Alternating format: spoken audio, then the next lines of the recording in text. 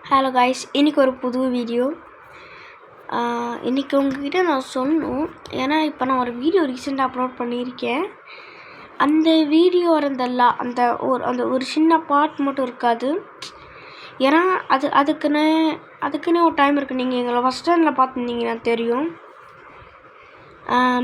அதில் நாங்கள் time set ஆகிடுச்சு. இதுலேயும் டைம் செட் ஆகிருக்கு போல்.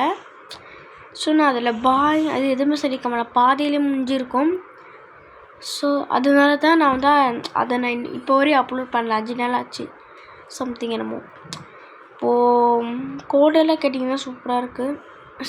கோல்டெல்லாம் கேட்டிங்கன்னா இப்போ கொஞ்சம் பரவாயில்ல. காஃப் மட்டும் லைட்டாக இருக்குது. டானிக்ஸ்லாம் குடிக்கிறேன். பார்ப்போம்.